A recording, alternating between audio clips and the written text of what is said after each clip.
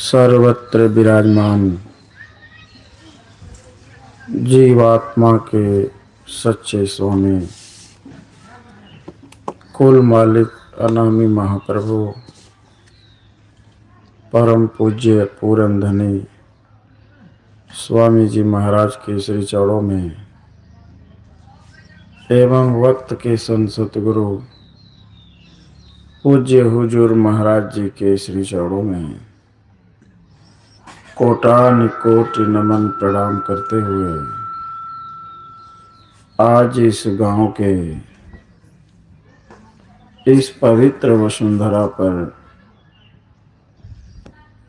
सत्संग की इच्छा लेकर पधारे सभी सत्संगी प्रेमी भाई बहन, इस गांव क्षेत्र के सभी सम्मानित सत्संग धर्म प्रेमी पिता पितामह भाई बहनों, नौजवान साथियों, जय गुरुदेव जिला संगठन गोरखपुर के सभी अधिकारी पदाधिकारीगण,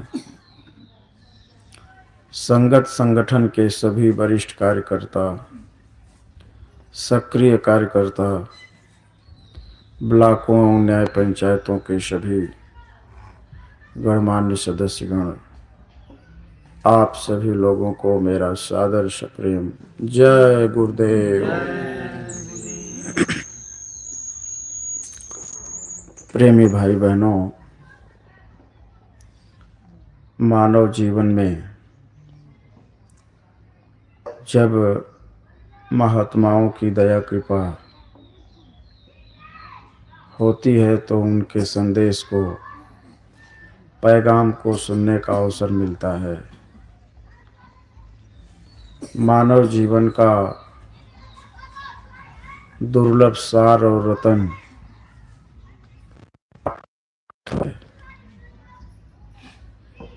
नहीं तो इस सृष्टि का ये सबसे दुर्लभ क्षण होता है जिसमें महात्मा जीवों को अपने निज देश वतन का राह बताते हैं।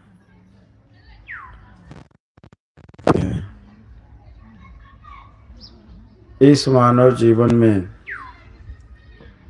जब कोई संत महात्मा फकीर मिल जाते हैं तो मानव जीवन के उद्देश्यों की पूर्ति हो जाती है।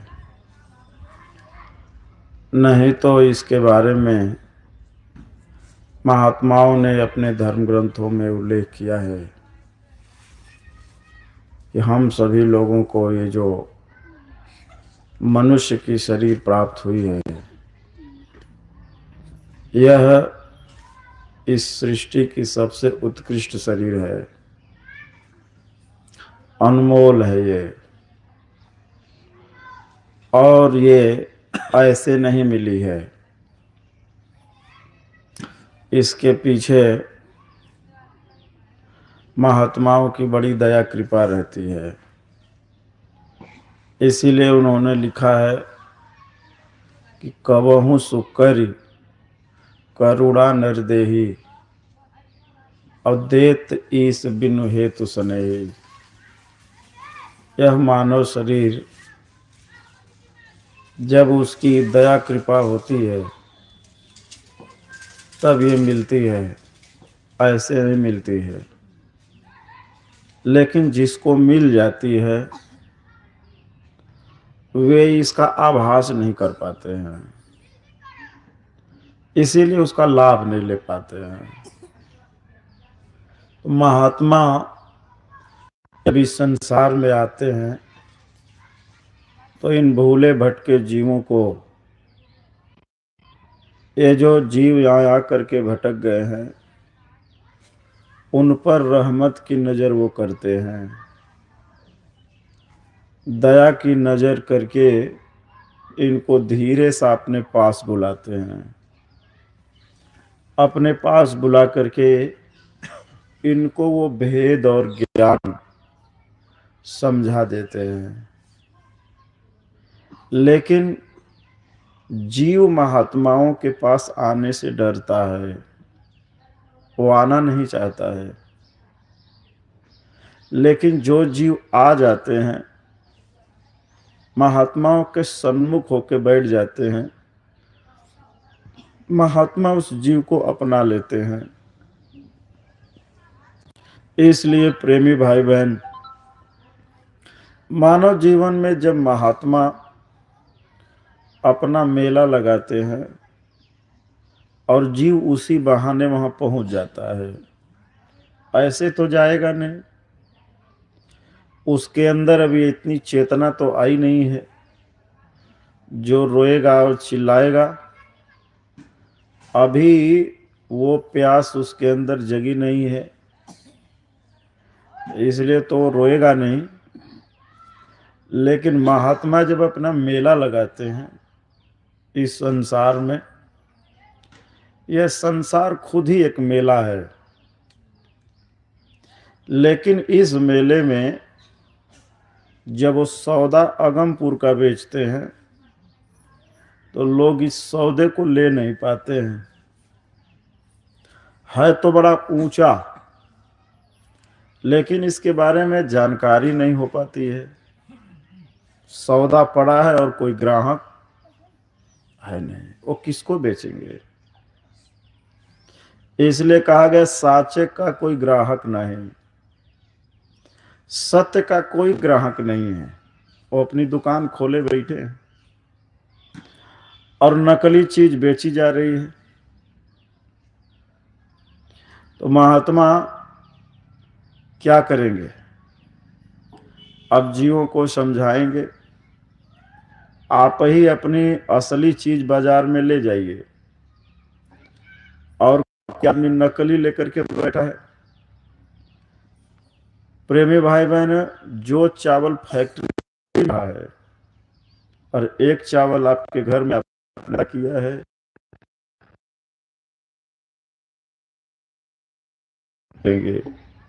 कहेंगे तुम्हारा गंदा दिखाई दे रहा है, और फैक्ट्री वाला चमचम चमचम प्लास्टिक वाला लंबा लंबा, और तुरंत बिक जाएगा 200 रुपये किलो, और आपका 100 रुपया किलो भी बिकेगा नहीं।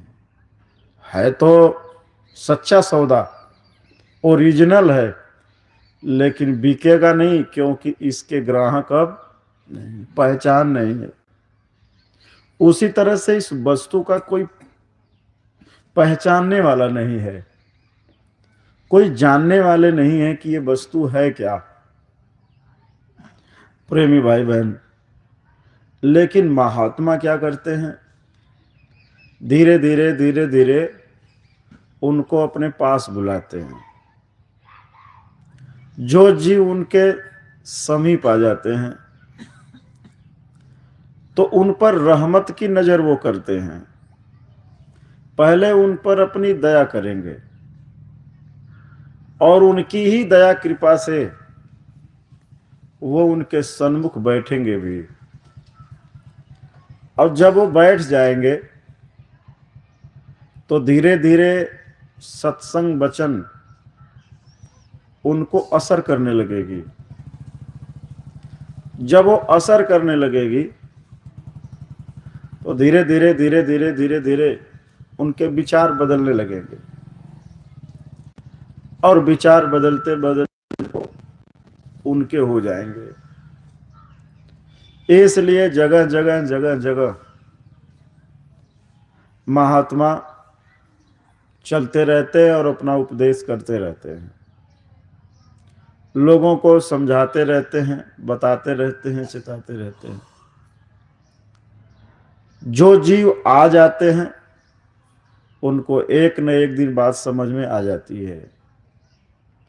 उसी परिप्रेक्ष्य में जिनकी तस्वीर आप सभी लोगों के सामने प्रतीक के रूप में लगाई गई है, हालांकि ये फोटो है, वे स्वयं नहीं है, लेकिन इसलिए प्रतीक के रूप में रखा जाता है केवल समझाने के लिए। इसके बाद इसका कोई मतलब नहीं, क्योंकि जब तक ये मूर्त अंतर में प्रकट नहीं होगी, ये तो जड़ है। और गुरु जड़ नहीं होते हैं, चेतन होते हैं। ये जीवात्मा चेतन है, चेतन से चेतन की पूजा होती है, जड़ की नहीं। जड़ तो मिथ्या है, इसलिए प्रेमी भाई बहन प्रतीक के रूप में केवल रखा जाता है, आपको समझाने के लिए। तो जो तस्वीर सामने लगाई गई है, इनको पूरी दुनिया बाबा जय गुरुदेव जी महाराज के नाम से जानती है। पूरी दुनिया का मतलब भारत से नहीं, पूरी दुनिया का मतलब विश्व से है।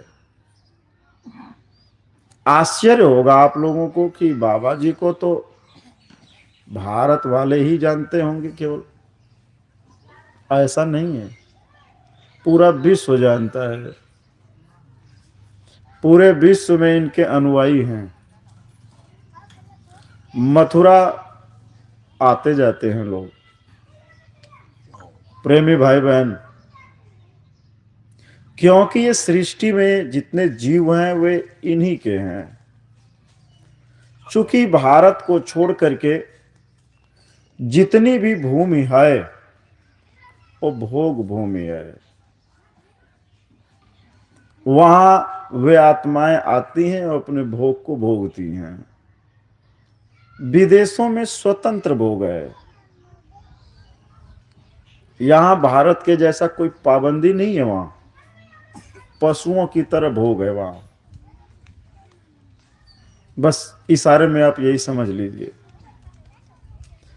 वहां की संस्कृति और भारत की संस्कृति में बहुत अंतर है। यहां की संस्कृति मर्यादित है, लेकिन हम लोगों की संस्कृति में जब पाश्चात्य शैली का प्रवेश हुआ तो धीरे धीरे हमारी संस्कृति में भी परिवर्तन हुआ, लेकिन फिर भी बहुत अच्छा है। जिसको महात्मा बराबर मना किया करते थे, और हमारे स्वामी जी महाराज तो सख्ती के साथ इसको मना किए थे। आजाद भारत के बाद जब भारत गुलाम था, गुलामी की बेड़ियों में लोग जकड़े हुए थे, उस समय के हमारे पूर्वज अपनी संस्कृति को बचा लिए, धरोहर को बचाया उन लोगों ने, गुलामी सह करके भी। लेकिन आजाद भारत के बाद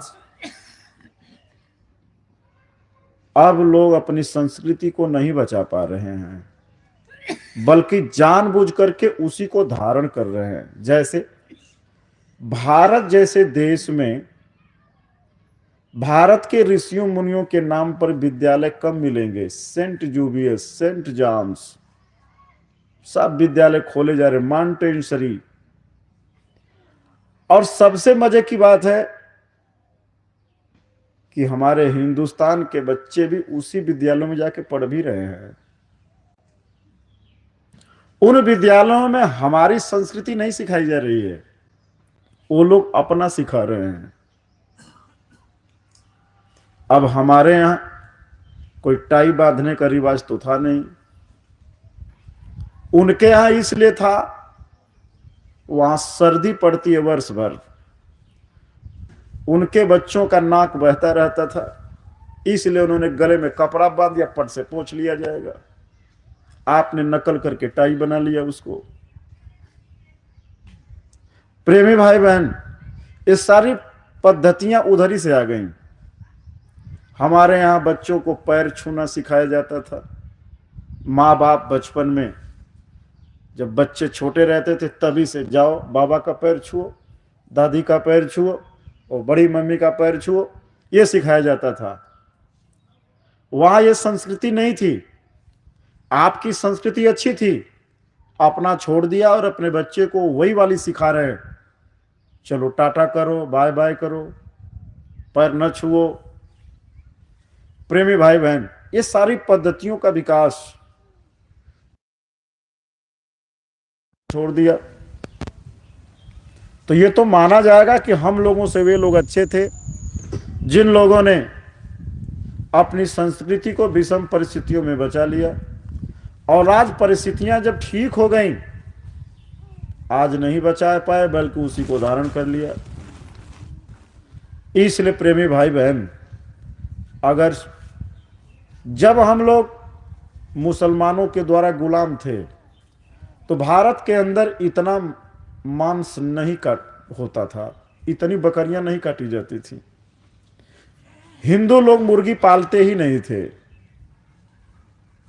बकरी पालते भी थे तो दूध के लिए, कोई उनको काटता नहीं था। पशु मारे काटे नहीं जाते थे। और आज आपकी क्या विवशता और मजबूरी हो गई, जब आप आजाद हो गए, इस देश से वो मुसलमान जो गुलाम बनाए थे अपने देश वापस लौट गए, तो आज क्या विवशता हो गई कि इन जानवरों की आप हत्या करने लगे, क्योंकि उन्होंने सिखा दिया। तब नहीं सिखा पाए, लोगों ने बचा लिया। अब वहां से पता नहीं कैसे सिखा दिया और लोगों ने सीख लिया। राम जहां पैदा हुए और कृष्ण जहां पैदा हुए, वहां उनके जमाने में मांस नहीं बिकता था, शराब नहीं बिकता था। आज क्या आपकी व्यवस्था हो गई, क्या आपकी मजबूरी बन गई कि जो भगवान राम की नगरी, जो भगवान कृष्ण की नगरी रही है, ऋषियों मुनियों की तपोस्थली रही है भारत देश, ऐसे धरती पर आपकी क्या व्यवस्था है ये सब कर्म करवाने की। इसलिए प्रेमी भाई बहनों, ये तो विचारणीय विषय है। इस समय नवरात्र चल रहा है, कम से कम ऐसे शुभ दिनों में तो विचार करना ही चाहिए, मंथन करना चाहिए बैठ करके कि भाई हमारी क्या मजबूरी, क्या व्यवस्था है। भारत देश के अंदर क्या कोई अन्न की कमी है, क्या कोई दूध की कमी है? प्रेमी भाई बहन, जब इस चीज की कमी नहीं है तो इन बेजुबान जानवरों की हत्या क्यों हो रही है? लोग पाप के रास्ते पर क्यों चल रहे हैं? धर्म को लोगों ने क्यों छोड़ दिया? ऐसी विषम परिस्थितियां जब जब भारत में आई है, तब तब कोई न कोई शक्ति इस धरती पर उतर करके आई है। धर्म की और अच्छा हुई है और अधर्म का नाश हुआ है। जब आप सभी लोग अपने अपने घरों में पूजा करते हैं तो पूजा के बाद दो तीन नारे सब लोग बोलते हैं, क्या? धर्म का जय हो, अधर्म का विनाश हो, प्राणियों में सद्भावना हो, बोलते हैं ना, विश्व का कल्याण हो। और सुनो तमाशा, अपना ही भारत वाले नहीं बोलते हैं, भारत के लोग विश्व के कल्याण करते हैं। ये भारत ऐसा देश है, वो लालची नहीं है, वो अपने बारे में ही नहीं सोचता है, वो अपने से पहले दूसरों के बारे में सोचता है। सभी पूजाओं में अंतिम में आरती के बाद लोग यही बोलते हैं, प्राणियों में सद्भावना हो, विश्व का कल्याण हो, धर्म का स्थापना हो, धर्म की जय हो, अधर्म का विनाश हो। ऐसा सब लोग बोलते हैं ना? आए प्रेमी भाई बहन, जो लोग बोलते हैं इस बात पर विचार करें, सद्भावना कैसे आएगी? कैसे उनके अंदर सद्भावना आ जाएगी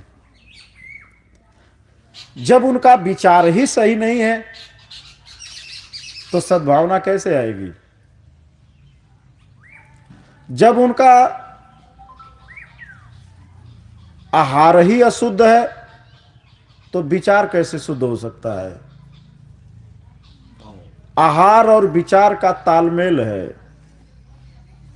जैसा आहार होगा वैसा ही विचार होगा। पहले के ऋषि मुनि महर्षि शुद्ध आहार करते थे, विचार भी उनका शुद्ध रहता था।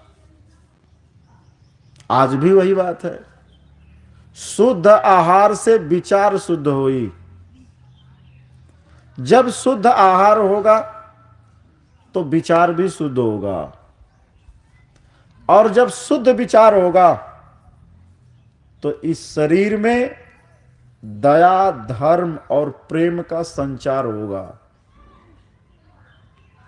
दया, धर्म और प्रेम का जब संचार होगा, जिसके हृदय में दया आ जाएगी वही धर्म है, दया ही धर्म है। बाकी कोई जाति, हिंदू, मुस्लिम, सिख, ईसाई, ये कोई धर्म नहीं है, कोई धर्म नहीं है, वो हमने बनाया है। इस जगत, इस संसार में उस भगवान ने एक ही धर्म बनाया है, उसका नाम है मानव धर्म। बस अब आप यहां आकर के चाहे जितने धर्म बना लीजिए, नहीं तो आप जरा विचार करिए, जब इस धरती पर मोहम्मद साहब नहीं आए थे तो क्या मुसलमान धर्म था? मुसलमान थे? नहीं थे। क्या जब ईसा मसीह साहब नहीं आए थे उसके पहले ईसाई थे या ईसाई धर्म था? नहीं था। तो आपको विचार करना चाहिए। अय प्रेमी भाई बहन, और उसके पीछे चले जाइए आप तो केवल मानव ही मानव बचेंगे। कोई जाति ही नहीं थी, कोई धर्म नहीं था, कोई जाति नहीं थी, एक ही धर्म था, मानव धर्म, और एक ही कर्म था, मानव कर्म। मानव धर्म और मानव कर्म क्या है? प्रेमी भाई बहन, एक इंसान दूसरे इंसान के काम आवे, उसके दिलों में दया और धर्म का संचार हो जाए। मानव को दयालु होना चाहिए, उसके हृदय में दया होनी चाहिए, क्योंकि जहां दया रहेगी धर्म वहीं रहेगा। इसीलिए शास्त्रों में लिखा गया है, ग्रंथों में, कि दया ही धर्म का मूल है। मूल कहते हैं जड़ को। जहां दया रहेगी धर्म वहीं रहेगा, जहां दया नहीं रहेगी धर्म वहां नहीं रहेगा। यानी जब सूरज उदय हो जाएंगे तो अंधकार अपने आप खत्म हो जाएगा।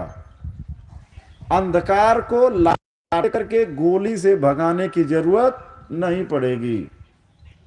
आप अंधकार को गाली देकर के भगाएंगे तो नहीं जाएगा। अच्छा है एक दीपक जला दीजिए, अंधकार चला जाएगा। प्रेमी भाई बहन, उसी तरह से पाप इस धरती से गाली देने से नहीं जाएगा। अच्छा है मानव अपने हृदय में दया को बसा ले, दया को धारण कर ले, यानी मनुष्य दयालु प्राणी बन जाए, उसके अंदर दया आ जाए। जब उसके अंदर दया आ जाएगा तो धर्म अपने आप आ जाएगा। बिना दया का धर्म होता ही नहीं है, ये जान लीजिए। घुमा फिरा करके बात एक पकड़ लीजिए। जहां दया वहां धर्म है, और पाप मूल अभिमान। जहां दया है वहीं धर्म है, और जहां अभिमान और घमंड है, क्रूरता है, निर्दयता है, वही पाप है। इसलिए प्रेमी भाई बहन लिखा गया अहिंसा परमो धर्म। जो आदमी सत्य और अहिंसा का पुजारी है, यानी वह आदमी परम धार्मिक है। अब उससे बड़ा धर्म इस धरती पर नहीं है। सबसे बड़ा धर्म क्या है? उसको जिसको परम धर्म कहा जाता है वो क्या है? वो यही है, परम धर्म सुत विदित अहिंसा। अहिंसा परमो धर्म। इसके बारे में रामचरितमानस में भी उल्लेख किया गया है। इस समय नवरात्र चल रहा है, भगवान राम की स्तुति हर जगहों पर हो रही है। भगवान राम के अनुसार धर्म क्या है और परम धर्म क्या है, वो यही है जो आपको बताया जा रहा है। अब यह है कि जब तक आप रामचरितमानस के श्लोक नहीं सुनेंगे शायद आपको विश्वास नहीं होगा, इसलिए वो सुना दिया जा रहा है। क्या लिखा गया है? एक ही धर्म एक प्रतिनेमा, काय वचन मन पति पद प्रेमा। ये धर्म बताया गया है रामचरितमानस में। परम धर्म क्या बताया गया है? परम धर्म सुत विदित अहिंसा, पर निंदा सम अधम गिरीसा। गोस्वामी जी महाराज कहते हैं, भगवान राम समझा रहे हैं, इसका उल्लेख रामचरितमानस की पुस्तक में मिलेगा। उसी में लिखा गया है कि इस धरती पर परम धर्म क्या है। एक एक शब्दों पर थोड़ा ध्यान दीजिएगा। परम धर्म सुत विदित अहिंसा। प्रेमी भाई बहन, क्या कह रहे हैं? इस धरती पर जो परम धर्म है या ऐसा धर्म है, सुत माने सुनो, विदित माने सब लोग जानते हैं, सर्व विदित है। जहां पर सर्व शब्द आ जा, सर्व माने सभी, विदित माने जानते हैं, यानी सारे ग्रंथों में उल्लेख मिलेगा। क्या उल्लेख मिलेगा? पर धर्म सुत विदित अहिंसा। और नीचे वाले लाइन में कहा कि पर निंदा सम अधम गिरीसा। जो व्यक्ति दूसरों की निंदा करता है, निंदा माने चुगली। जैसे इस समय प्रधानी का चुनाव आने वाला है, तो एक दूसरे की बड़ाई करने पर तो वोट मिलेगा नहीं, जब तक दूसरे की निंदा न कर दिया जाए। अगर उसके अंदर बुराई नहीं भी है तो भी दो चार बुराई छांट करके रखना पड़ता है, क्योंकि गांव में जाएंगे, जब तक उसकी बुराई नहीं कर लेंगे तब तक वोट मिलेगा नहीं। इसका मतलब पूरा संसार अधर्म के रास्ते पर चल पड़ा है। अरे आपको अपने आप को बताना है तो अपनी अच्छाई बता सकते हैं, किसी की बुराई की गाथा क्यों गा रहे हैं? जितनी मेहनत आपको उसकी बुराई करने में लग रहा है, उतनी मेहनत आप अपनी बात बता दीजिए। इसका मतलब रामचरितमानस के अनुसार लिखा गया है कि पर निंदा, दूसरों की निंदा करना, बुराई करना, सम यानी उसके बराबर, अधर्म, अधम, अधम यानी अधर्म, यानी वो अधर्म है, धर्म नहीं है। वो अधर्म है, वो अधर्म के बराबर है। क्या? किसी की निंदा और चुगली करना अधर्म के बराबर है। वो लिखा भी गया है कि साच बराबर तप नहीं और झूठ बराबर पाप। कहीं से मिलाएंगे बात एक ही मिलेगी आपको, चाहे वो रामचरितमानस से पढ़िए और धर्म ग्रंथों में पढ़िए, सब मिला जुला के बात एक ही आपको मिलेगी। अधर्म क्या है? हिंसा ही अधर्म है, झूठ ही अधर्म है, निंदा चुगली अधर्म आता है। अब जरा सा आप लोग गांव में रहते हैं, पहले के लोग इतने शुद्ध विचार के होते थे कि जैसे कोई आदमी आपसे काम गलत भी करवाना चाहता था तो आप लोग ये कहते थे कि अरे भाई हम गलत काम नहीं करेंगे, चाहे तुम्हारा काम हो चाहे मत हो, हम ये नहीं करेंगे। प्रेमी भाई बहन, हमारे यहाँ एक मलिकपुरा जगह है, इंटर कॉलेज है, वहां एक अध्यापक का ही लड़का परीक्षा इंट्रेंस वाली नहीं पास कर पाया, तो वही के अध्यापक ने कहा, अरे तुम्हारा ही लड़का एक नंबर बढ़ा दो। जानते हैं उन्होंने क्या कहा कि वो घर पर मेरा लड़का है लेकिन क्लास में वो मेरा बच्चा, वो मेरा स्टूडेंट है, मैं ऐसा काम हरगिज नहीं करूंगा। प्रेमी भाई, पहले के लोग इतने ईमानदार होते थे, वो सबको बराबर समझते थे, समदर्शी होते थे।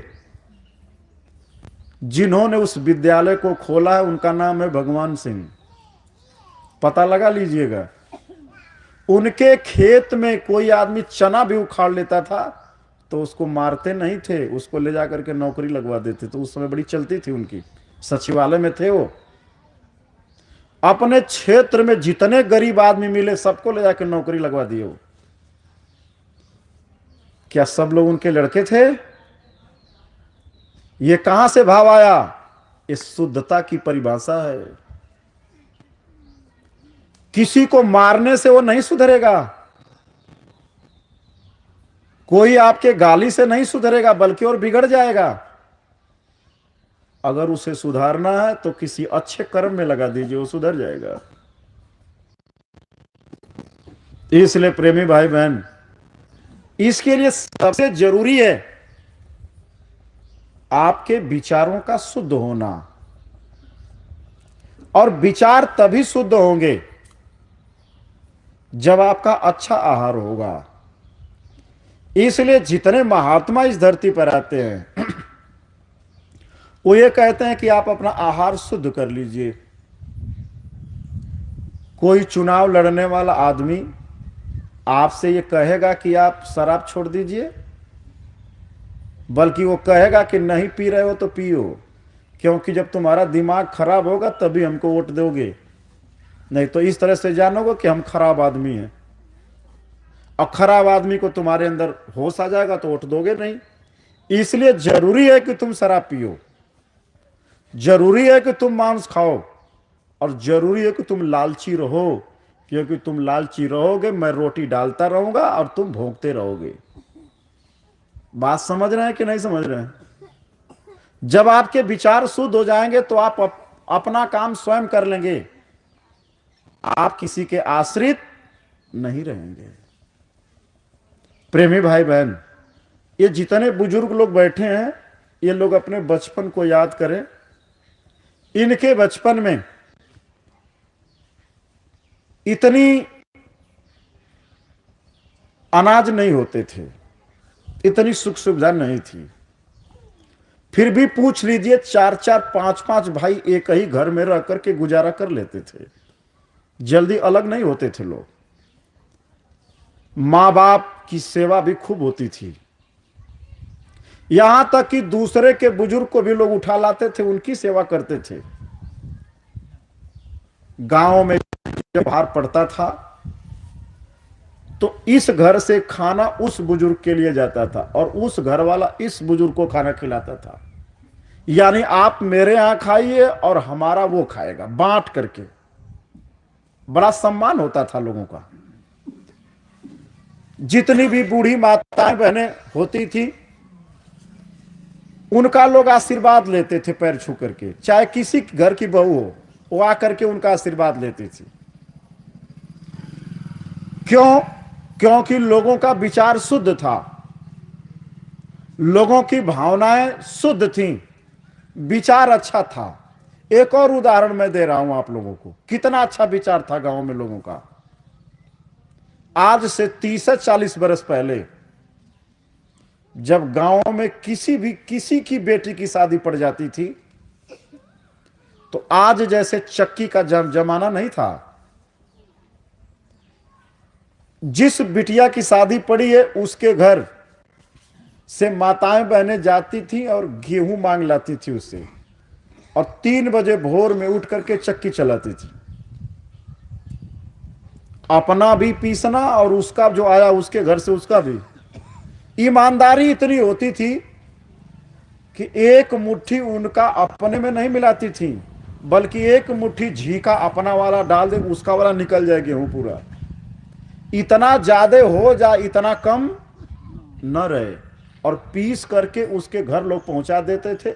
2-3 बोरी गेहूं हो जाता था कि बारात आएगी, मेहमान आएंगे तो खाएंगे। भाई आप लोगों के गांव में ऐसा होता था कि नहीं होता था? जब किसी की बेटी की शादी पड़ती थी तो लगता था कि पूरे गांव की बेटी है वो। लोग अपनी एक एक चारपाई पहुंचा दिया करते थे, पहुंचाते थे ना, अपना बिस्तर पहुंचा देते थे। सोचते थे उसकी इज्जत मेरी इज्जत है, अगर उसकी इज्जत जाएगी तो पूरे गांव की इज्जत जाएगी। तो लोग पहुंचा आते थे, अपना बिस्तर भी दे आते थे और अपने जमीन पर लेट करके गुजारा कर लेते थे। तो बताइए विचार शुद्ध था कि नहीं शुद्ध था? लोगों की भावना एक दूसरे के प्रति अच्छी थी कि नहीं थी?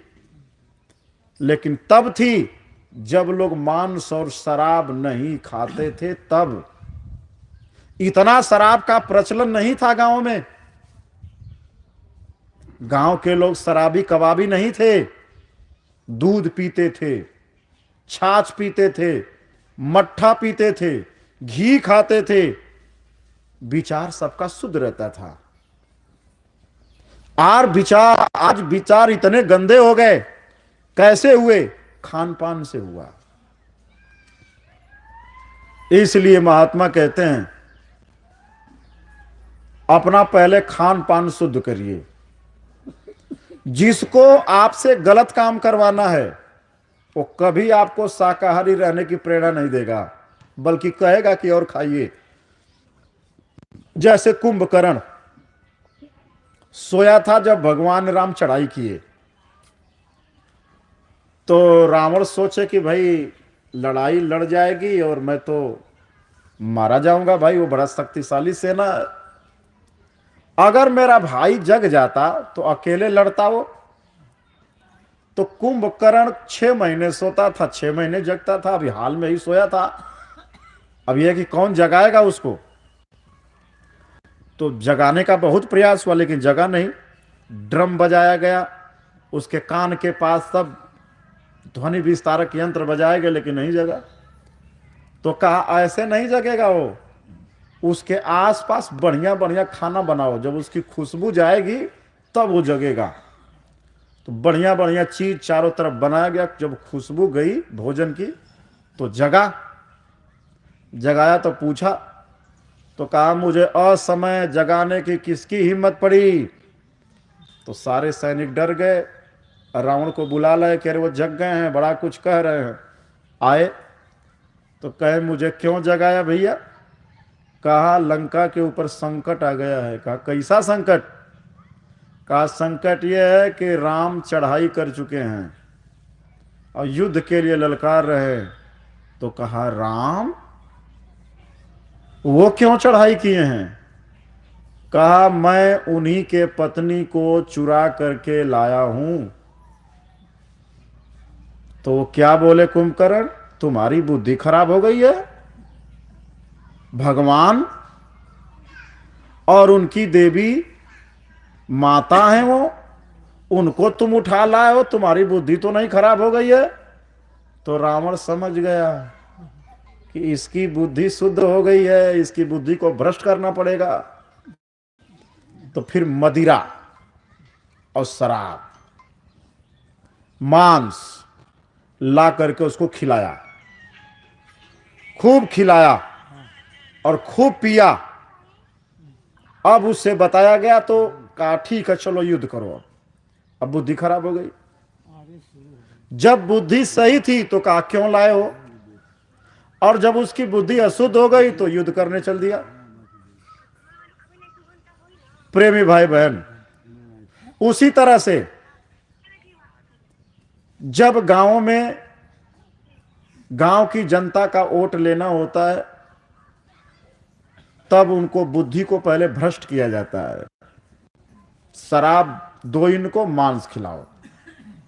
जब ये शराब में डूबे रहेंगे तो वोट दे देंगे, और शराब नहीं पिएंगे तो वोट नहीं मिलेगा। क्योंकि पहले बुद्धि को भ्रष्ट करो इनके।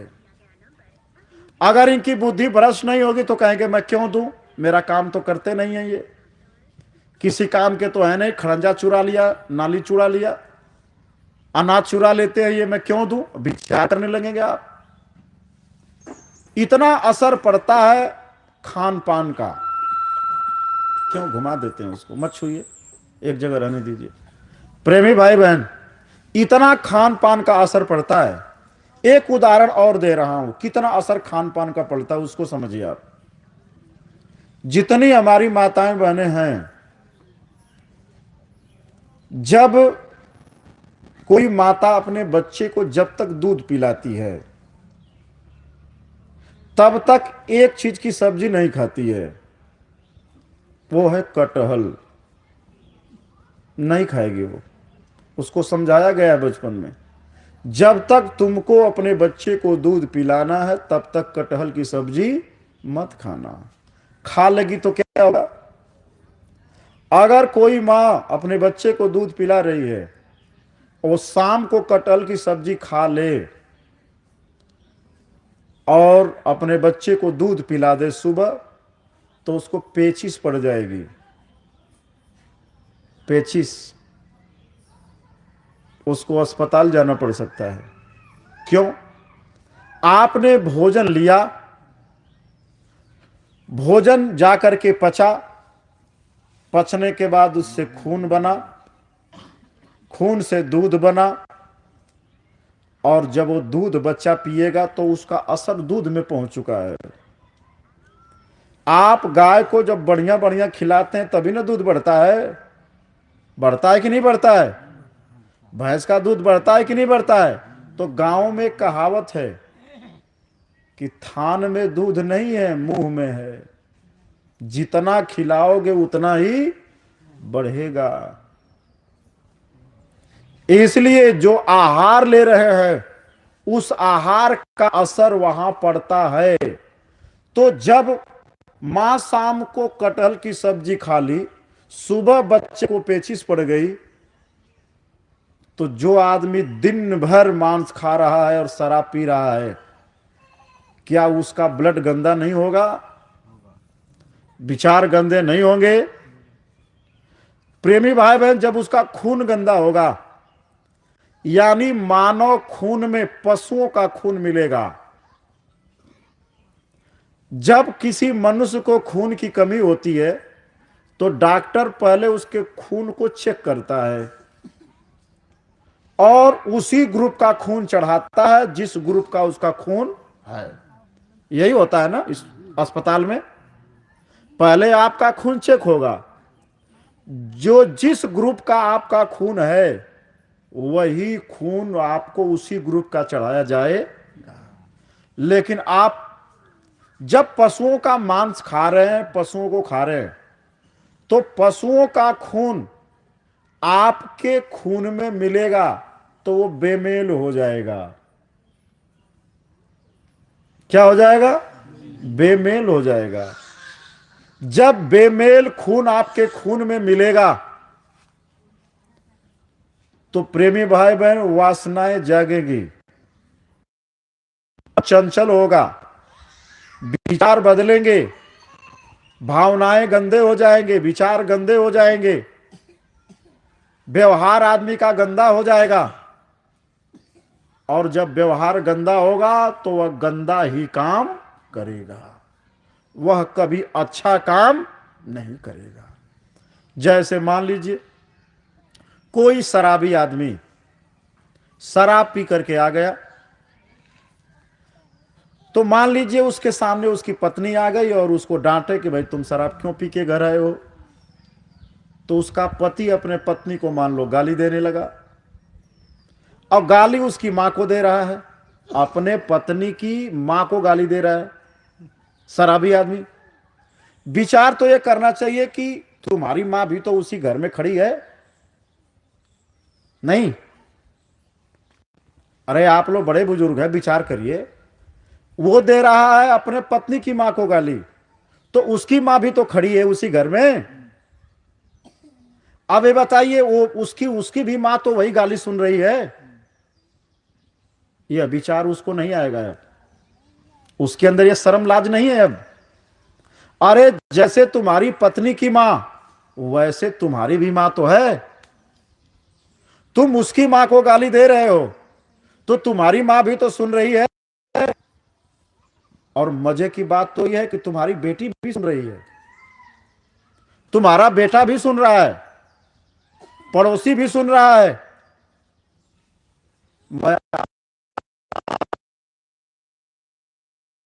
रचना है कि गंदे?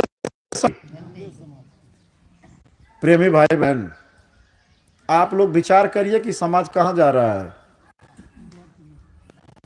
आप सभी जिनकी तस्वीर लगी है,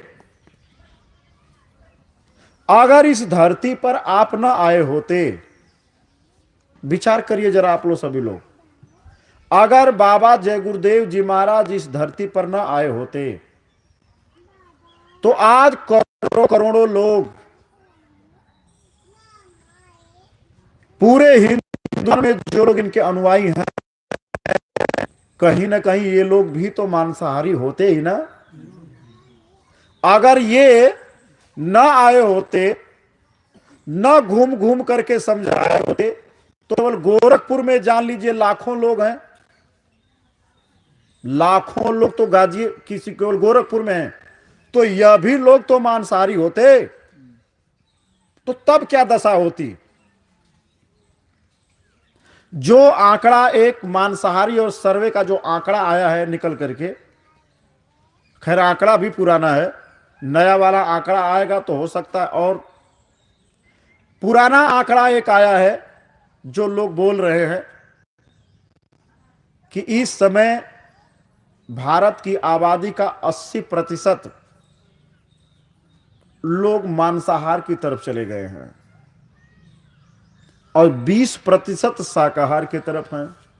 जरा आप लोग चिंतन करिए, अगर उसमें से बाबा जय गुरुदेव जी महाराज को मानने वाले लोगों को निकाल दिया जाए तो संख्या क्या बचेगी? विचार करिए आप लोग। उसमें केवल बाबा जय गुरुदेव जी महाराज के लोगों को निकाल दिया जाए उस 20% में से, तो संख्या क्या बचेगी? थोड़ी बचेगी। कुछ लोग हैं उसके बाद भी, अरे भाई जितने सारे साधु सन्यासी वो थोड़ा शराब पीते हैं और मांस खाते हैं, उनकी संख्या तो बचेगी, वो लोग बचेंगे। तमाम जैन धर्म के लोग मानने वाले हैं, वो लोग भी बचेंगे। यानी उनमें से सबसे ज्यादा संख्या बाबा जय गुरुदेव जी महाराज को मानने वालों की है। उनमें इतनी हिम्मत नहीं है इसको पहन ले। समझ रहे हैं बात को? उनके अंदर इतनी हिम्मत नहीं है कि ये पहन के चलें। उनके जो फॉलोअर हैं, उनके जो प्रमुख हैं, वो ये आवाज नहीं लगा सकते हैं कि मेरा कहना है और शाकाहारी रहना है। ये आवाज उनके अंदर हिम्मत नहीं है। जो युग पुरुष होंगे, युग मसीहा होंगे, वही आवाज को लगा सकते हैं, दूसरा नहीं लगा सकता। युग पुरुष हैं ये, युग मसीहा है ये, इसलिए आवाज इस धराधाम पर लगाई जा रही है। जिस तरह से त्रेता में युग पुरुष राम थे, द्वापर में युग पुरुष कृष्ण थे, उनके सामने कोई टिका नहीं। वे जो कहे वही हुआ, जिसको बचाए वही बचे, और जिसको वो मारना चाहे वो उसको कोई बचा नहीं पाया। इसी तरह से प्रेमी भाई बहनों, जो युग पुरुष होते हैं वो अपनी बात कहते हैं। एक युग पुरुष की निशानी मैं बता रहा हूं आप लोगों को। जब भगवान कृष्ण अंतिम समझौता लेकर के और राज दरबार में पेश हुए थे। अंतिम समझौता क्या लेकर के? 5 गांव का समझौता। चलो भाई धृतराष्ट्र जी, आप 5 ही गांव पांडवों को दे दीजिए, मैं पांडवों के तरफ से दूत बन के आया हूं, मैं उनको समझा लूंगा, युद्ध नहीं होगा, आप इधर रहो वो उधर रह लेंगे। लेकिन क्या बोला गया कौरवों की तरफ से कि हम सुई के नोक के बराबर भी जमीन उनको नहीं देंगे। ये पाप नहीं था तो क्या था? किसी का हिस्सा आप मार के बैठ जाएंगे, ये पाप है कि नहीं है? पाप है ना? तो पाप बोल रहा था। क्या बोल रहा था? पाप। पाप बोला। और क्या बोला? कृष्ण भगवान को उसने क्या कहा कि अगर आप दूत बन के न आए होते तो मैं आपको बंदी बना के कारागार में डाल देता। इतने पर तो कृष्ण भगवान कह रहे हो तुमको भी बता दूं कि मैं कौन हूं। कहा तो तुम बंदी बना ही लो, बना लो बंदी। कृष्ण भगवान चल दिए। उन्होंने अपने मंत्रियों से कहा बंदी बना लो इसको। लोग गए। कृष्ण भगवान पीछे मुड़ के देखे, फिर अपने विराट रूप को बढ़ाए। तो मैं आप लोगों से पूछता हूं, लोगों ने उनके विराट रूप को देखा कि नहीं देखा? और बंदी बना लिए लोग? भगवान को बंदी बना पाए? नहीं बना पाए, बंदी नहीं बना पाए। प्रेमी भाई बहनों, उनका कोई बाल बाका नहीं कर सकता इस संसार में। इसलिए जो प्रमुख होते हैं उनका कुछ नहीं बिगड़ता है। बाबा जय गुरुदेव जी महाराज जब विश्व की धरातल पर उतर करके मंच पर बोलते थे तो बेबाक बोलते थे, और कभी भी कोई भी चीज इन्होंने में नहीं की। 20-20 फुट ऊंचा मंच बना करके कहते थे। क्या समझते हैं आप? जमीन पर खड़े होकर 20 फुट ऊंचा मंच, और वहां खड़े होकर के ललकारते थे। प्रेमी भाई बहन, उनकी बात कोई छुपी नहीं है, सारी बातें उनकी लिखी हुई हैं और सारी बातें सत्य हो रही हैं। प्रेमी भाई बहन, जिनकी तस्वीर आपके सामने लगी है, जब इस देश में सन 1942 में भारत छोड़ो आंदोलन चलाया जा रहा था, धीरे धीरे ऐसा लगा कि भाई काम बनता नजर आ रहा है। तो रीवा स्टेट में, रीवा पड़ता है मध्य प्रदेश में, रीवा स्टेट में राजाओं की मीटिंग बुलाई गई थी। वहां सारे राजा आए थे। वे लोग विचार करने लगे कि जब भारत आजाद हो जाएगा तो पुनः हम लोगों का राज आ जाएगा, यानी राजा ही राज्य करेंगे। तो अपना अपना जल्दी से एरिया निर्धारित कर लो कि हम इतने का राजा रहेंगे, वो इतने का राजा रहेंगे। मैं आपको इसलिए बात बता रहा हूं कि आप कैसे जानेंगे कि युग पुरुष है ये। बाबा जय गुरुदेव जी महाराज भी उसी में पहुंच गए, क्योंकि धर्म गुरुओं को भी बुलाया गया था। साधु सन्यासी भी आए थे और राजा भी आए थे। मीटिंग हो रही थी रीवा स्टेट में। जब स्वामी जी महाराज वहां पहुंचे तो इनको भी बोलने का मौका मिला। तो स्वामी जी महाराज क्या बोले? आगे राजा समाप्त हो जाएंगे, आगे प्रजातंत्र आएगा, राजा ढूंढने से भी मिलेंगे, खत्म हो जाएंगे, राजाओं का राज खत्म हो जाएगा। प्रेमी भाई बहन, बाबा जी को देख करके सारे राजा कहे बताओ थोड़ा सा दाढ़ी नहीं बढ़ा लिए हैं कि यही बहुत भविष्यवक्ता हो गए, राजा खत्म, राजा कभी खत्म होंगे? वे राजा भी कभी सोचा नहीं होगा राजाओं ने कि हमारा राज खत्म हो जाएगा। जिनकी इतनी बड़ी बड़ी भवन वो लोग बनाए थे, किला बनाए थे। एक आध राजाओं का किला आप लोग देखे हैं कि नहीं? कभी देखने का अवसर मिला है? अरे राजाओं के किले इतने मजबूत होते थे, आज भी उसी तरह से खड़े हैं किला, कुछ हुआ नहीं है। रानी लक्ष्मीबाई का किला देख लीजिए, मीराबाई का किला देख लीजिए, इसी सोनभद्र में कई राजा हुए, उनके किले अभी आज तक बने हुए हैं। इतना मजबूत किला राजाओं ने कभी सपने में भी नहीं सोचा होगा कि एक दिन हम लोगों का राज खत्म हो जाएगा। आज आप लोग बताइए, कोई राजा है? बल्कि आज राजा कौन है? प्रजा ही राजा है। बात उलट गई। जिसको जनता चाहेगी उसी को राजा। अंगूठा टेक, इधर देखिए, अंगूठा टेक, कुछ भी नहीं आता है, अनपढ़ है आदमी, अंगूठा टेक आदमी, अगर गांव वाले चाह देंगे तो उनको अपना राजा बना लेंगे। कुछ बोलने का और चाहे तो प्रधान बन सकता है, गांव का बनेगा ना। गांव वाले जानबूझ के बल्कि बनाते हैं। गांव वाले मूर्ख रहेगा तो ठीक रहेगा, ज्यादा चालाक रहेगा तो सब काम गड़बड़ हो जाएगा।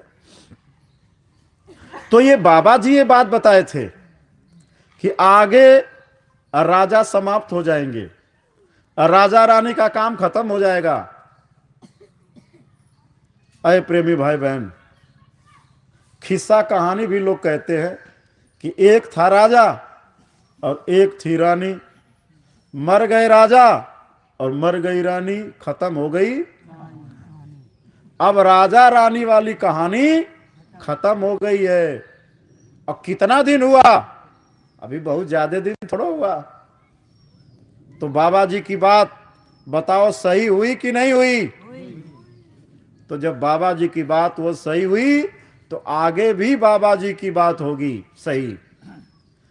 स्वामी जी महाराज कहते थे आगे मांसाहार से लाइलाज बीमारियां देश में आने वाली है। लाइलाज यानी उस बीमारी का कोई इलाज नहीं होगा, ऐसी बीमारियां आएंगी। उस समय बाबा जी इस बात को कहते थे, जिस समय आप तरक्की कर रहे थे, नई नई बीमारियों की दवा बना रहे थे, आप चिकनगुनिया, चिकन पॉक्स, चेचा की दवाइयां बना रहे थे, टीबी की दवाइयां बना रहे थे, एक तरफ आप रोगों पर विजय प्राप्त कर रहे थे।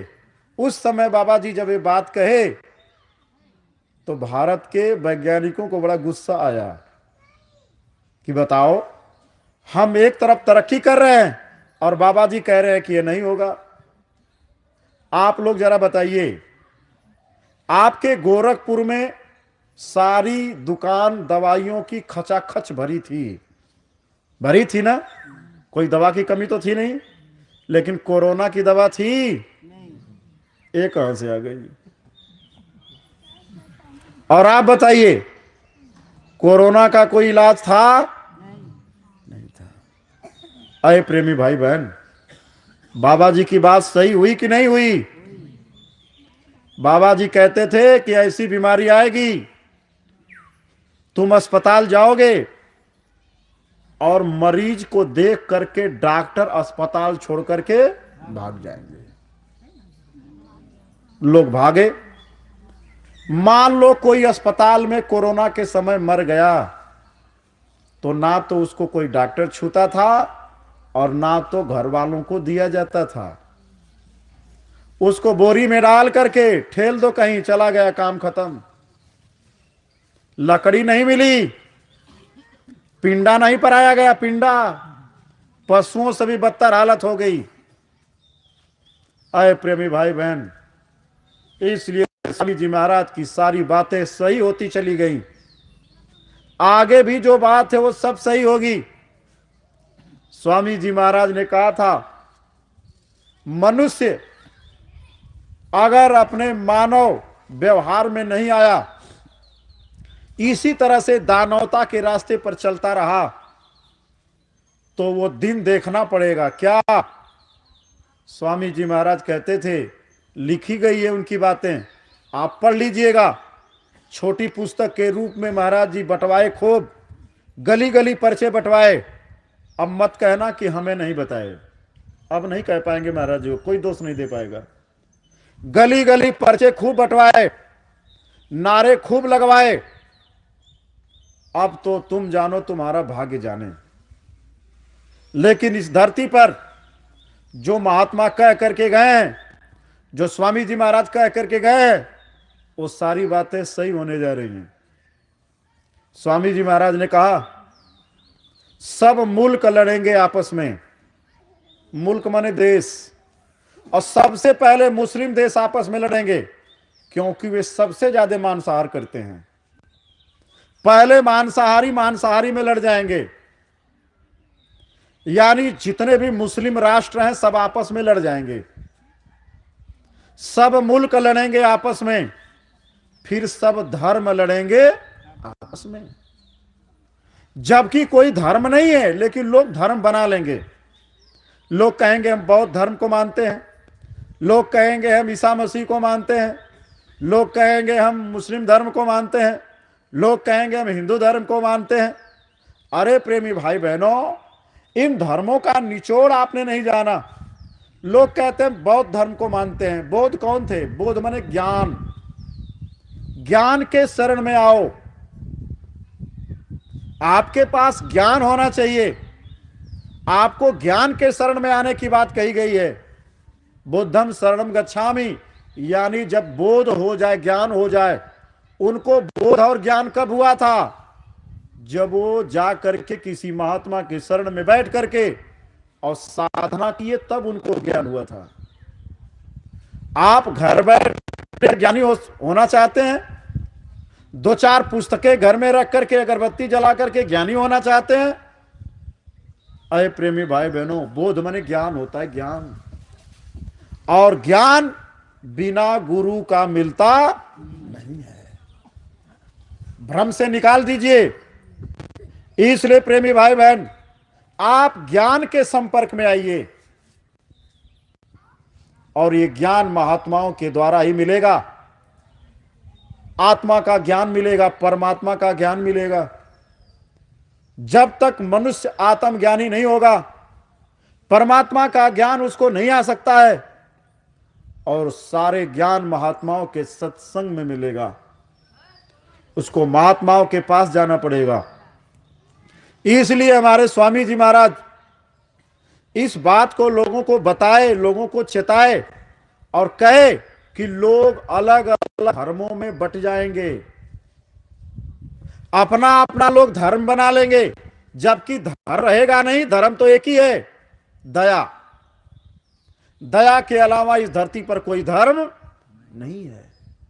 लेकिन लोग अलग अलग बांट लेंगे, और बांटने के बाद कहेंगे मेरा धर्म बड़ा है, वो कहेगा मेरा धर्म बड़ा है। तो सब धर्म लड़ेंगे आपस में, सब मुल्क लड़ेंगे आपस में। धन धाम तुम्हारा क्या होगा? और जब छाया रहेगा चारों तरफ, को हराम तुम्हारा क्या होगा? इस युग की बदलती दुनिया में इंसान तुम्हारा क्या होगा? जब परिवर्तन चारों तरफ होने लगेगा, हाहाकार मचेगा, उस समय आपके ये धन और वैभव किसी भी काम आने वाला नहीं है। सारी जातियां लड़ेंगी, जाति जातियों में लड़ाई छिड़ जाएगी। एक कहेगा मेरी जाति बड़ी है, एक कहेगा मेरी जाति बड़ी है, वो कहेगा मेरी जाति को पूजा करने का अधिकार है, वो कहेगा मेरी जाति को पूजा करने का अधिकार है। अरे प्रेमी भाई बहन, भगवान सबके लिए बराबर हैं, और भगवान सबके हैं, और सारे जीव उस भगवान के हैं। इसका प्रमाण ले लीजिए आप। कहां यह बात लिखी हुई है? धर्म ग्रंथों में लिखी हुई है। क्या लिखी हुई है? बड़े ध्यान से सुनिएगा। ईश्वर अंश जीव अविनाशी। वो ईश्वर है तो ये सारे जीव उसी के अंश हैं। इसका यही मतलब हुआ। ईश्वर अंश जीव अविनाशी। ये जो जीव है वो अविनाशी है। अविनाशी का मतलब, विनाशी पहले समझ लीजिए, विनाश का मतलब खत्म हो जाना, अविनाशी का मतलब जो कभी खत्म होता नहीं है। फिर से इस दोहा को सुनिए। ईश्वर अंश जीव अविनाशी। ये जितने भी जीव इस धरती पर घूम रहे हैं, वे सारे जीव किसके अंश हैं? उस ईश्वर के, यानी भगवान के। उसी भगवान के अंश हैं। जब उनके अंश है, यानी इसका मतलब वे ही हैं, यानी नर ही नारायण है। प्रेमी भाई बहन, यह ग्रंथों में लिखा गया है, मुसलमानों के पवित्र ग्रंथ में भी यही बात लिखी गई है। जरा आप मिलाइए, ऐसा नहीं है कि वह झूठ लिखा गया है। क्या लिखा गया है? ये खिलकत खुदा की, खिलकत माने संसार, बात को समझिए, ये खिलकत खुदा की और ये रूह उसकी दाना। ये जितनी भी रूहें हैं, और रूह माने जीव, रूह माने जीव, उनका शब्द का अंतर है। वो रूह कहते हैं, हम लोग जीव कहते हैं, बहुत लोग सोल कहते हैं, आत्मा कहते हैं। ये सारी बातें एक ही हैं। कहते हैं ये खिलकत खुदा की, हम लोग भगवान ईश्वर कहते हैं और मुसलमान लोग खुदा कहते हैं, रब कहते हैं। शब्दों का अंतर है। जैसे आप इसको ऐसे समझ लीजिए, जैसे पानी है। क्या देख रहे हैं? हम भी उधर ही देखें, आप लोग इंसान नहीं देखे हैं? अरे क्या चक्कर में पड़े हैं? जो ऊपर से जो दिखता है वो होता। आप लोग क्या इधर उधर, जो बात आप लोग को यहां सुनाई जा रही है वो मिलेगी कहीं? बात क्या समझाई जा रही है? जैसे पानी है, पानी, अब पानी को आप पानी कहेंगे, कोई उसे जल कहेगा, कोई उसको वाटर कहेगा, और कोई उसको आब कहेगा। अब चाहे आप आब कह करके पियो, पानी कर करके पियो, जल कह के पियो, बुझेगी प्यास। क्या बुझेगी? प्यास। उसी तरह से वो एक है। चाहे उसे आप ईश्वर कहिए, चाहे उसे आप गॉड कहिए, चाहे उसे आप अल्लाह कहिए, है तो एक। लफ्जों का अंतर है और लोग शरीयत के गुलाम हो गए। यहां पर झगड़ा कर रहे हैं, मुल्क को बांट दिए, शरीयत के गुलाम बन गए। इसलिए प्रेमी भाई बहनों, इन सब चीजों से आपको झगड़ा नहीं करना है। वो एक है। महात्मा बताते हैं कुआं तो एक है, पानी भरे अनेक, और बर्तन में ही भेद है, पानी सब में एक। जैसे पहले गांव में कुआं होता था, मान लीजिए पंडित जी डोर बाल्टी लेके गए, उसी पानी को निकालिए तो पंडित जी का पानी बन गया। यादव जी गए, उन्होंने निकाला, यादव का पानी बन गया। अरे वो किसी का पानी नहीं है, वो पानी तो एक है। इसी तरह से वो भगवान एक है।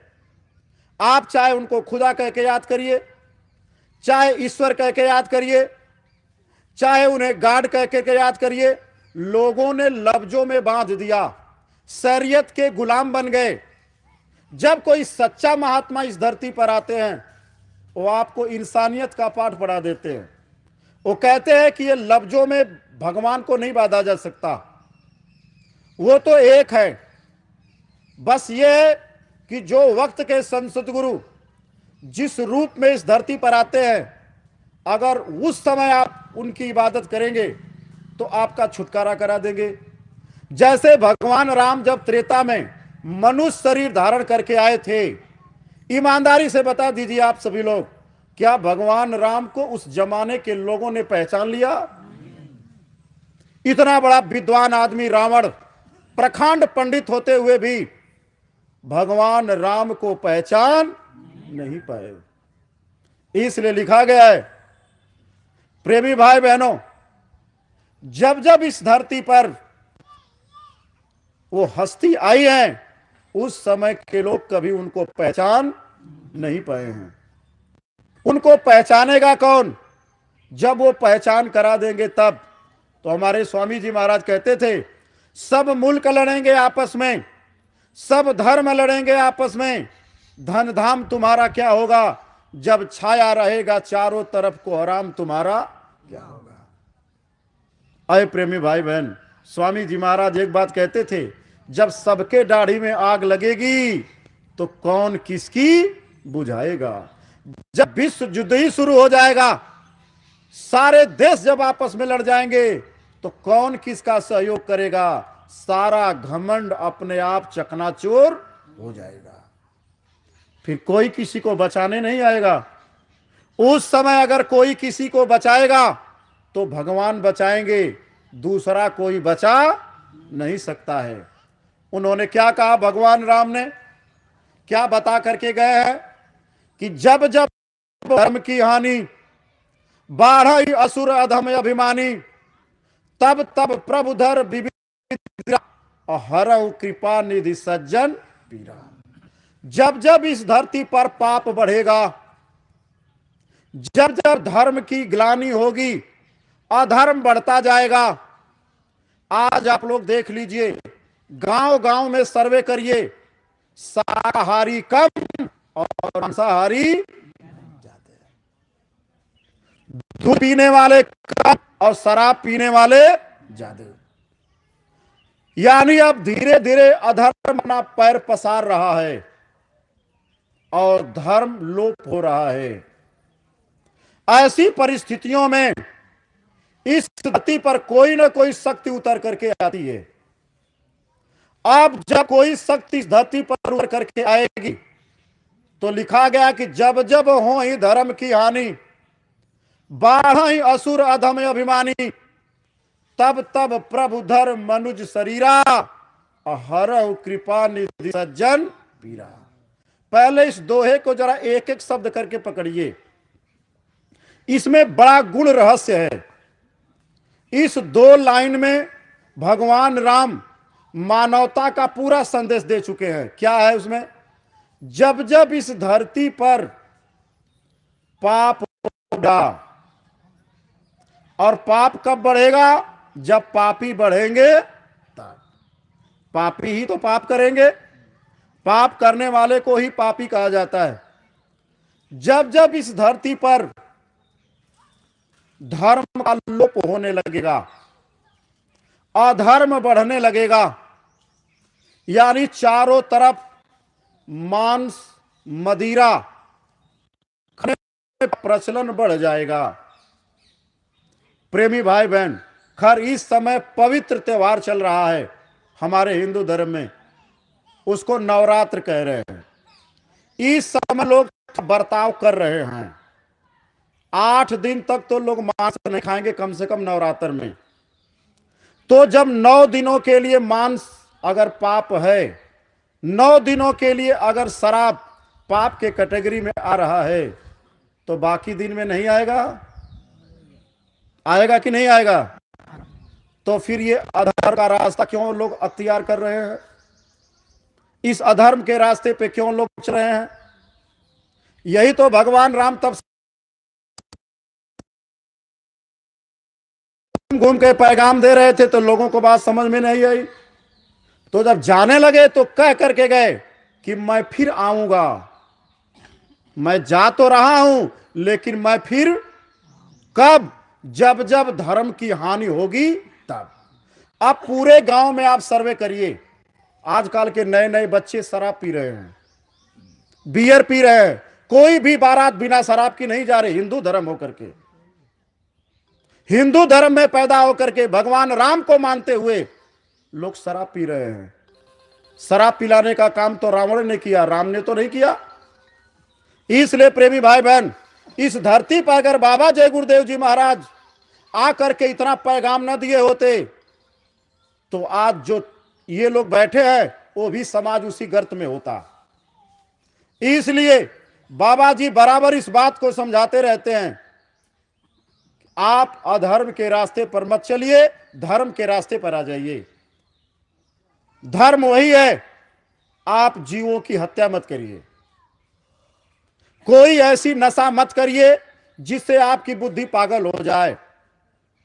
शराब पीने के बाद भला उस आदमी को क्या होश रहेगा कि मेरी मां खड़ी है, मेरी बहन खड़ी है, मेरी बेटी खड़ी है। शराब के नशे में वो गाली देगा मां को, गाली देगा बहन को, गाली देगा पूरे समाज को। अरे प्रेमी भाई बहन, लेकिन जब सुबह नशा उतरेगी, गांव वाले पूछेंगे तो कहेगा मैंने तो गाली नहीं दिया।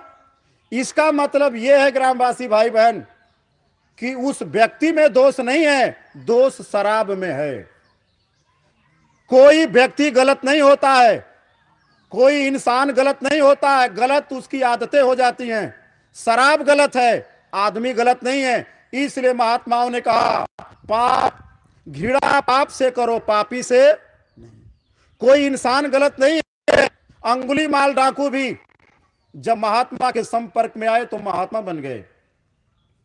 बिगड़ा से बिगड़ा इंसान भी जब सत्संग में आएगा, महात्माओं के समीप निकट आएगा, वह भी एक अच्छे रास्ते पर चलने लगेगा।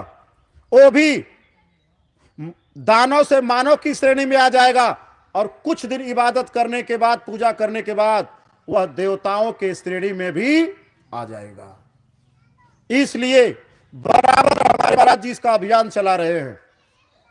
अरे पूजा इबादत तो तब हम लोग करेंगे जब हम लोग की बुद्धि कम से कम शुद्ध हो जाएगी। इसलिए स्वामी जी महाराज ने कहा जब चारों तरफ पाप बढ़ गया, जब भगवान राम इस बात को बता के गए, तब जब हो ही धर्म की हानि बाढ़ असुर, असुर कहते हैं राक्षस को। बड़े ध्यान से एक एक शब्दों को सुनिएगा।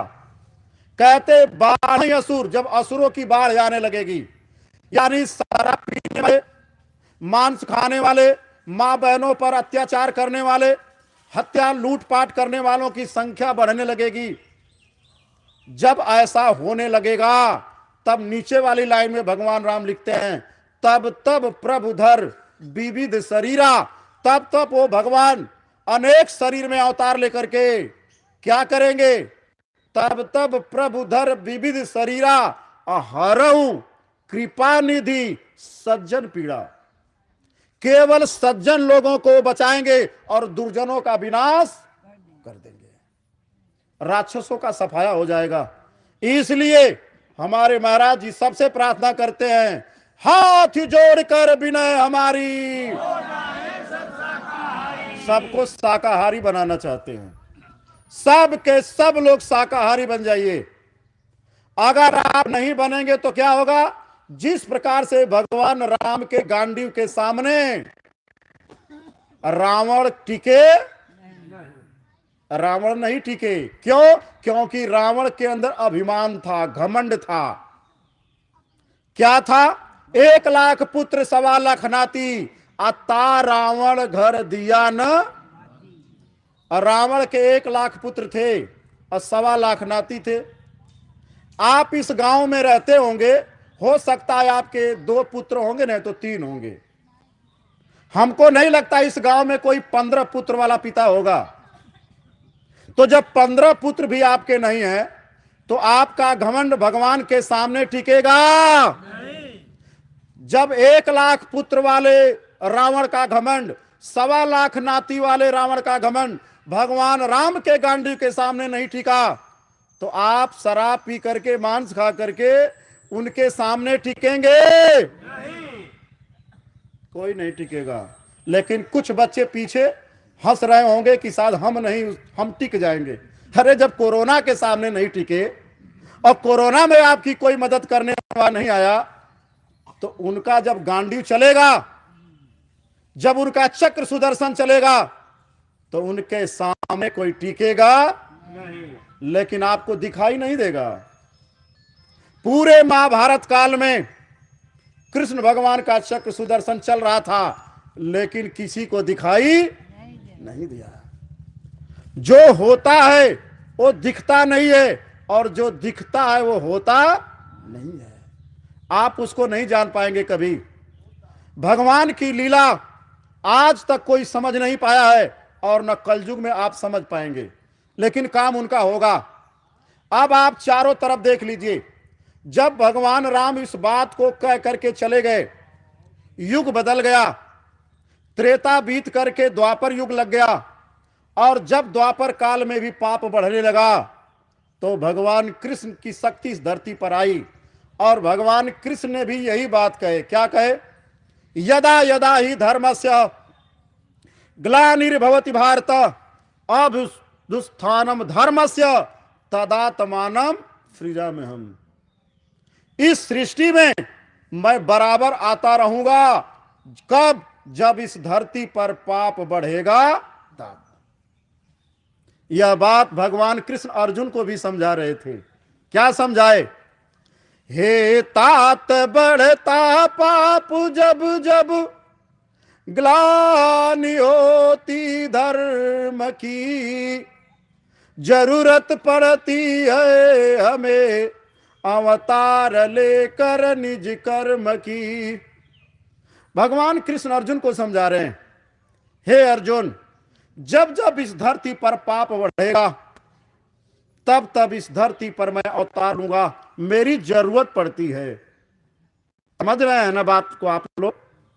भगवान क्या करे, मेरी जरूरत पड़ती है। क्या करने के लिए? इस मनुष्य शरीर में अवतार लेने के लिए। और तब तब मैं इस धरती पर आता हूं। जब मैं इस धरती पर आता हूं तो धर्म पर चलने वालों की रक्षा करता हूं और अधर्म पर चलने वालों का विनाश कर देता हूं। कोई भी हस्ती भगवान के सामने टिकने वाली नहीं है। नहीं तो गोले बारूद बनाकर लोग तैयार किए थे। कोरोना के सामने कोई बंदूक, कोई गोला काम आया? कोई रुपया पैसा धन दौलत मान प्रतिष्ठा इज्जत आपकी काम आई? और ना आएगी आगे। इसलिए जो घमंड में जी रहे हैं, इनका घमंड भी चकनाचूर हो जाएगा। इसलिए प्रेमी भाई बहन, आप सभी लोगों से प्रार्थना है, हाथ जोड़ के गुजारिश निवेदन है, आप सभी लोग पहले मानवतावादी बनिए। दानव की श्रेणी से निकल करके मानव की श्रेणी में आइए। शाकाहारी बनिए, सदाचारी बनिए और बैठ करके इस मनुष्य मंदिर में उस परमात्मा का सच्चा भजन करिए। प्रेमी भाई बहन, ये जो जय गुरुदेव नाम की आवाज पूरे देश में लगाई जा रही है, यह जय गुरुदेव नाम किसी पशु पक्षी का नहीं है, किसी पेड़ पौधे का यह नाम नहीं है। यह जय गुरुदेव नाम स्वयं उस भगवान का नाम है। प्रेमी भाई बहन, भगवान का नाम रखता कौन है? गुरु रखते हैं, क्योंकि गुरु ही भगवान को जानते हैं, बाकी कोई जानता। गुरु ही भगवान को जानेंगे, वही उनका नाम रखेंगे। जिस प्रकार से त्रेता में भगवान राम का नाम उनके कुलगुरु वशिष्ठ मुनि रखे थे। वशिष्ठ मुनि भगवान का नाम क्या रखे? राम। समझ रहे हैं ना? यानी भगवान को कौन पहचाने? गुरु। कौन पहचाने? गुरु। और गुरु ही भगवान का नाम रखे, क्या रखे? राम।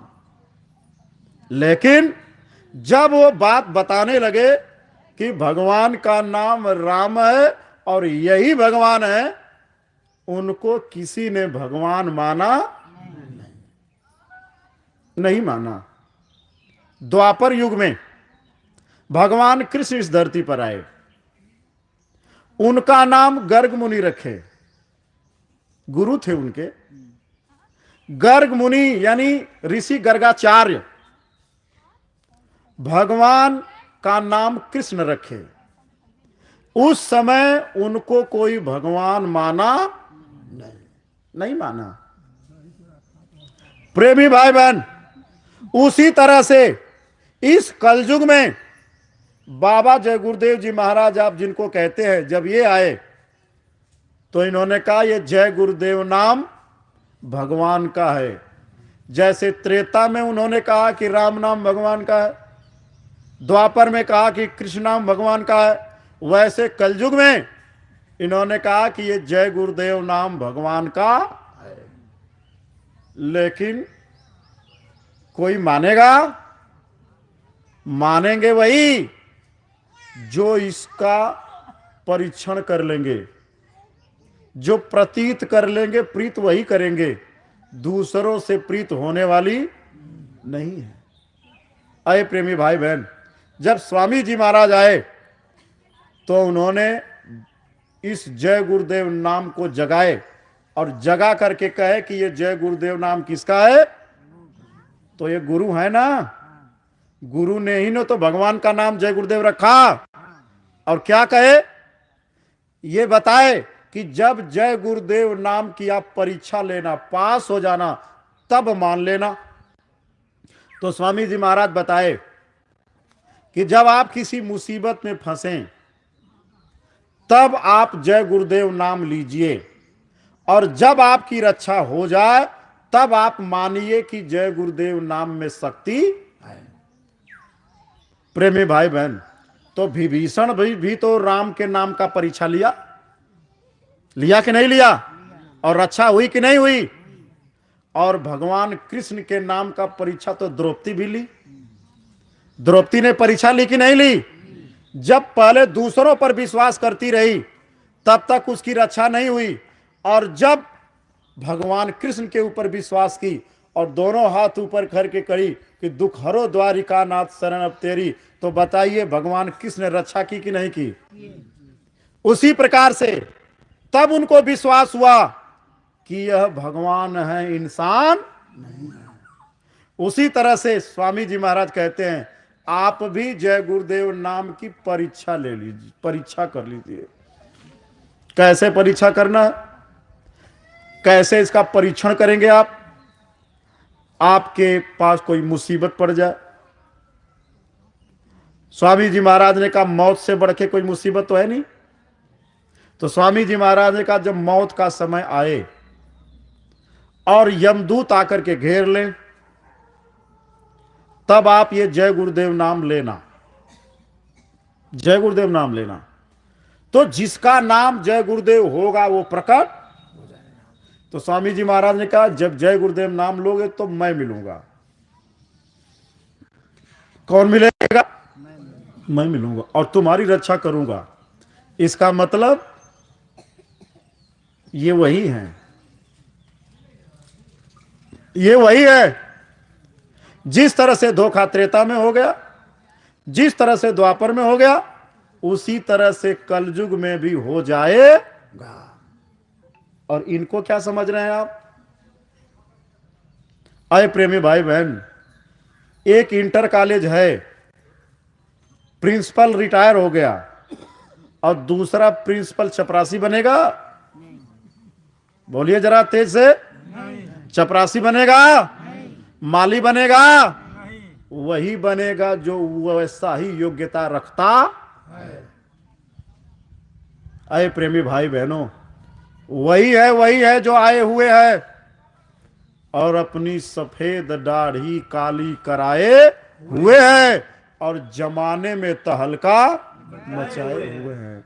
वही है जो आए हुए हैं। काबिल मुर्शिद है, पीरे हक काबिल मुर्शिद हैं आए हुए। इनके सम्मान का ध्यान कब आएगा? ये पीरे हक हैं, काबिल मुर्शिद हैं, सच्चे महात्मा हैं, जीवात्माओं के स्वामी हैं, स्वयं अनामी महापुरुष हैं और नर्तन धर करके इस संसार में आए हुए। अब इनका ध्यान सम्मान का नहीं आएगा तो कब आएगा? इसलिए प्रेमी भाई बहन, इस काल जगत के काल जाल से बचाने का महाराज जी ने सबको एक रास्ता दिया है। आप सभी लोग इस जय गुरुदेव झंडे के नीचे आ जाइए, शाकाहारी बन जाइए, सदाचारी बन जाइए। ये मनुष्य शरीर बेशकीमती है, उस परमात्मा को प्राप्त करने के लिए मिली है। इसी में देवी देवता रहते हैं, बाहर नहीं रहते हैं। आप आइए, उनसे मिलने का रास्ता ले लीजिए, भेद ले लीजिए और बैठ करके अपने मनुष्य मंदिर में सुबह शाम इस दुनिया के काम करते हुए मेहनत और ईमानदारी से काम को करिए। शाकाहारी रहिए, कोई नशा मत करिए। दूध घी फल फूल मेवा मिष्ठान दिन भर में 10 बार भूख लगे 10 बार खाइए। अच्छा कपड़ा पहनिए, अच्छे मकान में रहिए, आपको कोई मना नहीं करता है, लेकिन शाकाहारी रहिए।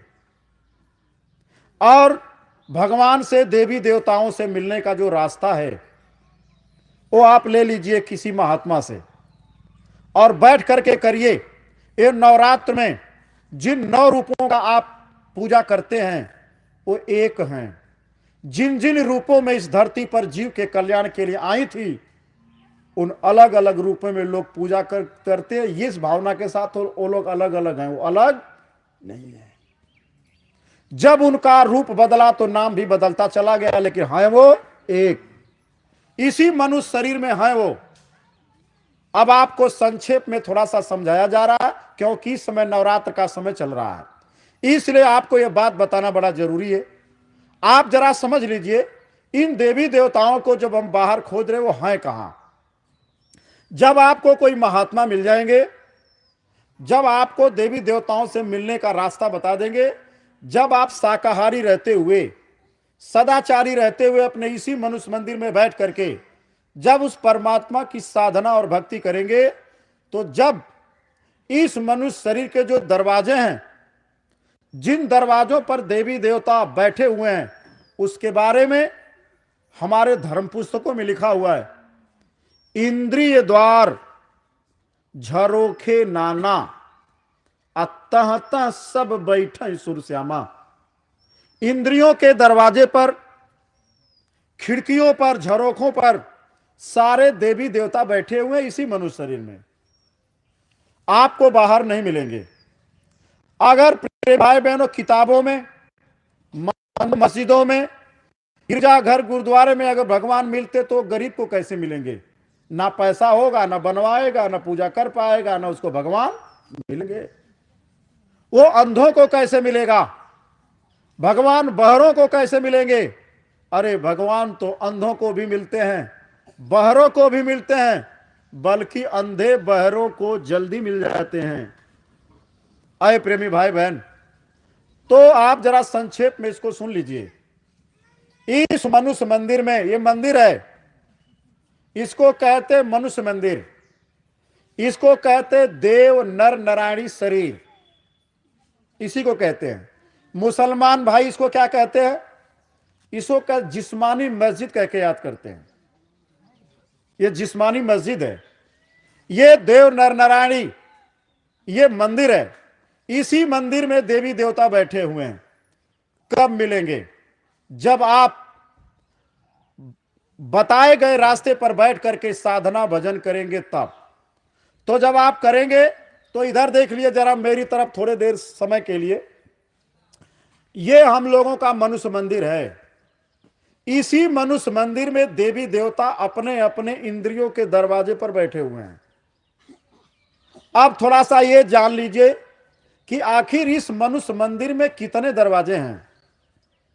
इसको जरा गिन लीजिए, फिर एक एक करके आपको समझा दिया जाएगा। आप मेरे तरफ देखिए, मैं तो भले अपनी आंख बंद करके रखूंगा, आप खोले रखिएगा। इधर आप देखिए मेरे तरफ, आंखों के ऊपर दो भौवें हैं इधर। इन भौवों से नीचे की बात की जाएगी, ऊपर की बात बाद में की जाएगी। इधर से अध्ययन दूसरा कर लिया जाएगा, इधर से बाद में किया जाएगा।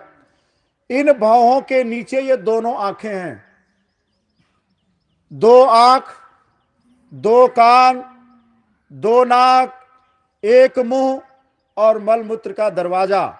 ये सब आप गिनेंगे तो कुल 9 दरवाजे मिलेंगे। इस मंदिर में 9 दरवाजे हैं। इन दरवाजों पर सारे देवी देवताओं का बैठक है। जब आप ध्यान करके कुंडली को जागरण करेंगे, चक्र को तोड़ेंगे, जब ध्यान के द्वारा, साधना के द्वारा जब ये चक्र टूटेगा तो वहीं पर उन देवी देवताओं का दर्शन होगा। जैसे 21वीं सदी के लोगों को समझाने के लिए सबसे अच्छा उदाहरण है टेलीविजन, ट्रांजिस्टर। आपके पास ट्रांजिस्टर है, संगीत यही बज रहा है, ध्यान से समझिएगा, संगीत बज रहा है लेकिन सुनाई नहीं दे रहा है। ट्रांजिस्टर लाइए यानी रेडियो, उसके पावर को ऑन कर दीजिए। इसके बाद अगर आपको लखनऊ का समाचार सुनना है तो लखनऊ पर ले जाइए, पटना का समाचार सुनना है तो पटना पर ले जाइए, दिल्ली का समाचार सुनना है तो दिल्ली पर ले जाइए। जिस प्रदेश का समाचार सुनना है, बीबीसी लंदन सुनना है तो वहां ले जाइए। जहां जहां ले जाएंगे रेडियो एक ही रहेगी, लेकिन वहां जहां ले जाएंगे वहां वहां का समाचार आने लगेगा। शरीर एक ही है, लेकिन इसी शरीर में सारी देवी देवता मिलेंगे। लेकिन कब मिलेंगे? जब हम लोग बैठ करके साधना करेंगे तब मिलेंगे। अब प्रेमी भाई बहन जरा सा मेरी तरफ देखिएगा। जब आप लोग साधना करना शुरू कर देंगे, कब? शाकाहारी रह करके जब साधना शुरू करेंगे तो इस मनुष्य मंदिर का पहला दरवाजा है गुदा चक्र, नीचे से ऊपर की तरफ पहला दरवाजा है गुदा चक्र।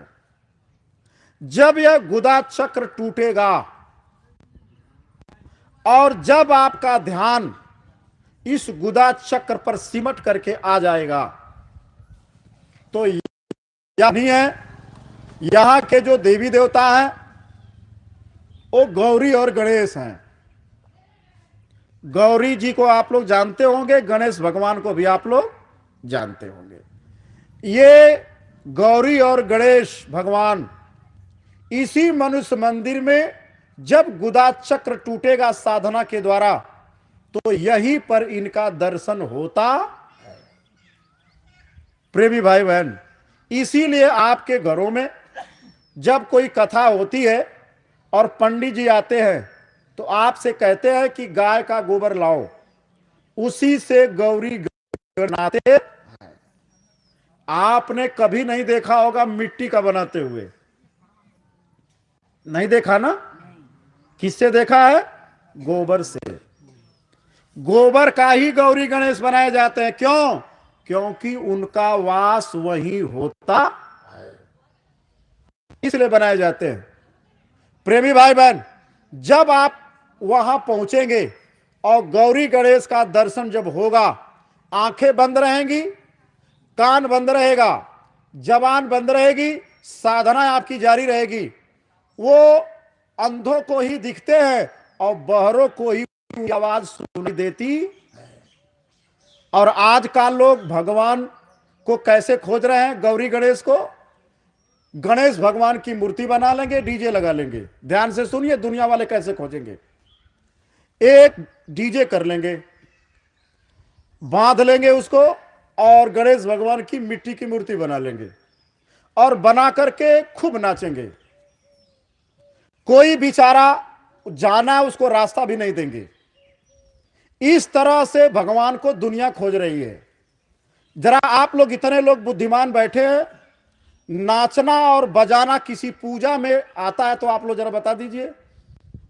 किसी धर्म ग्रंथों में इसकी व्याख्या है कि नाचना एक पूजा है? साधना तो बताई गई है करने के लिए। हर ग्रंथों में साधना करने की उपाय बताई गई है, समाधि लगाने की बात की गई है, और आप नाचने की बात कर रहे हैं कल युग में। प्रेमी भाई बहन,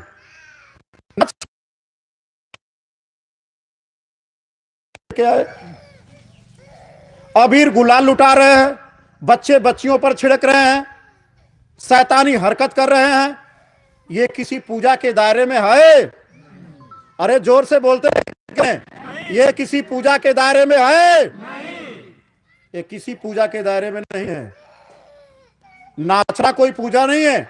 किसी ने भी भगवान को नाच करके नहीं पाया, किसी ने भी भगवान को हंस करके नहीं पाया।